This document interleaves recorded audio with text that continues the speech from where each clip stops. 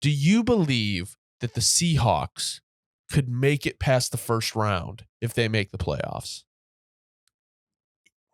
Realistically, especially this year, and just as of right now, I don't believe so, because it's still the same identity that they've been all year. Like the young defense, that when they're firing on all cylinders, they're really firing on all cylinders.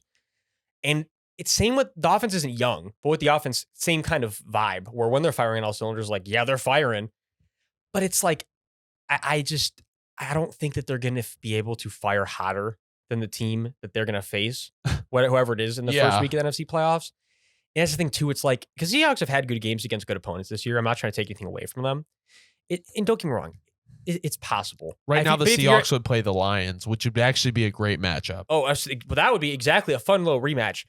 But again, especially with what happened the first time, I feel like the Lions would be a little bit, Hopefully. The Lions would be ready for revenge. No matter who they faced. That would be such a Lions thing, though, to do. Oh. Become the 2 seed and lose to the 7th? Certainly would be. So if you get the Lions, that'd be best case scenario. I'm just, from an objective standpoint, no, I don't believe it. But, like, it could happen. It certainly could happen. Okay.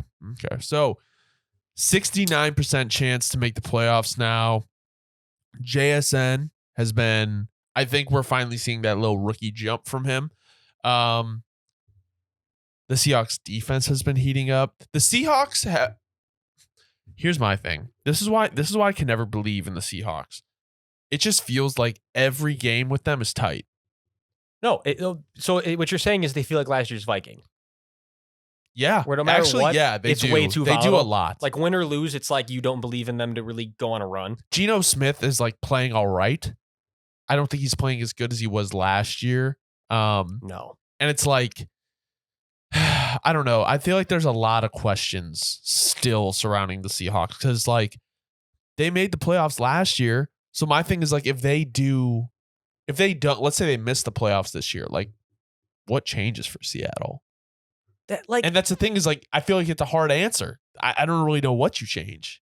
I mean, obviously QB, but that's the like, what feels like what would have been the best case scenario is it's really like the Lions did what the Seahawks needed to do.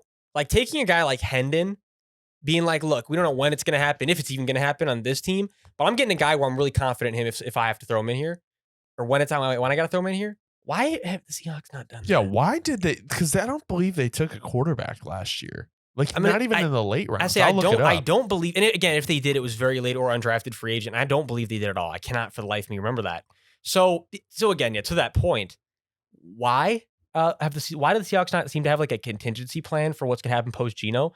It's like they've literally banked all the money on Geno bringing home the Lombardi. Personally, not understanding that. Yeah, they didn't. But also, like, kind of to go back at that, Dobbs, if you look at the Seahawks, like when they traded Russ, right? They have all these first round picks and they have whatever, all these picks from the Broncos. My thing is, you were at pick 5 last year. That would have been the perfect opportunity. And my thing is, if you're constantly going to be a 500 team, you're not going to get a chance at the top guys. But also, like, your starting quarterback is 33 years old. He's maybe a year younger or a year or two younger than Russell Wilson. If he doesn't work out, what is your plan? Drew Lock? And that's the thing is, and I want to be clear, like, did they take like an all-pro type, a future all-pro type of guy at that 5th slot? Like, for sure they did. But it's like, realistically, and we always say, like, it's like, you're going to have to pay the man in 4 years. And if you don't get the QB situation figured out by the time you got to pay him and all these other guys, because I talk about a guy like here, unsung hero, Boye Mafe, got to pay him in 3 seasons, already up to 9 sacks this year. Like, before you know it, the money starts to get tight. And before you know it, it's like who's in, who's out. And the last thing you want to be doing when you're figuring out who's in and who's out is figuring out who's the guy behind center. It's just, personally, and I've said it since the beginning of the tenure last year, Geno's fun, but it's not going to work without some type of plan behind it. And it's like, now it's starting to fall into like, it's getting into bleak territory because the reason you trade Russ is because, one, it's not working out, but it is because you're thinking he's older at the end of his career. If you think Geno Smith, who's been a career backup, is going to get you further than Russ would, not to say Geno wasn't running the offense better last year. He definitely was.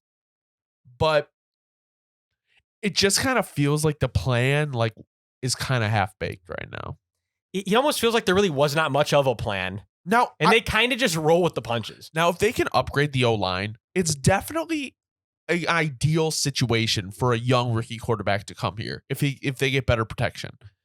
But at the same time, like I said, like unless you're going to use capital to move up and get a guy, like I feel like Jaden Daniels would do pretty well in Seattle. Like the supportive coaching staff, he's got some weapons, he can run around, like that would be a good thing. But if you don't use that capital to go get that guy, I don't know if you're going to find the right person. Like what are you going to take, a Michael Penix Jr.?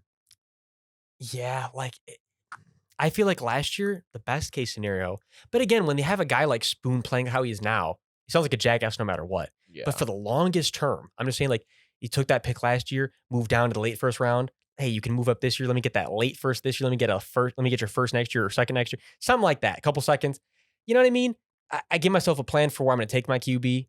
They're like a second round QB type team. I feel like very well could be. Again, to the point of that, the fact the roster's already pretty well built, but it's like, let's get the guy back there sooner than later, even if he's just learning behind like in a Jordan Love role. There's nothing wrong with that. As we've seen, as the Packers have fucking showed, there's nothing wrong. Nothing wrong with it. Nothing wrong with just letting him chill. But at least just do it. I don't know why not the Seahawks and not more teams approach it like that. And that's all I'm going to say on that. Going over to the other side, I mean, this game pretty much sealed. I mean, they were competitive, but the Titans, I think this kind of I feel like this puts the nail in the coffin of like what the future is for the Titans. Like there is no, in my opinion, like hope of rebuilding like what this team was. This is the rebuild time. And it raises a lot of interesting questions. Like we said, it raises questions about some like Vrabel around what you do.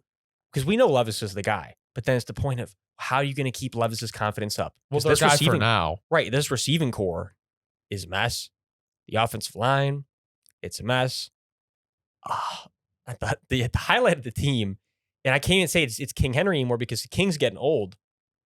It's like, realistically, I don't know. Will Levis, and that it's Derrick Henry. I also believe is a free agent after this year. So, if you're King Henry, are you re-signing with the Titans? I wouldn't. I mean, I know he loves it there. I'm sure I get it's different in his eyes. He's one of those running backs where it's like, you know how like Josh Jacobs and Saquon were getting a deal done? Like, my thing is, I don't think teams would flinch at the chance to sign Henry. Like, they're not going to be, well, he's getting older. Like, he is such a legend that it's like the right championship team will pay him. No, for sure. And even if you just get him in the room for situations, like, are you kidding? Like, it's like we get, and the off chance. Imagine him on the Ravens. I say, in the off chance, all we got to do is punch it into the end zone in overtime to win the Super Bowl. So I'm just making hypotheticals. But you get what I'm saying. You want King Henry on that roster. There's no doubt about it. No. So I think that he has a home no matter what. It's just a matter of finding it. And even if it's Tennessee again, but I would say I would lean that we will probably see King Henry in a new uniform. That would be very weird to see. That would be very weird. Obviously, I mean, you like what you see from Tajay Spears at times. Chig, you like what you see, but I wish it was more consistent with Chig. Yeah, overall, I think you just have to kind of scrap this team and start from the start. I mean, you got Skronsky, you got Levis. And Tajay. And I will say, Tajay, I do have a lot of faith in the long term. He's just not getting the touches this year. But if you're a Titans fan, you should be excited about Tajay. Yeah, no, great pickup in the draft from Tulane, right? Yes, sir. The roll wave over there.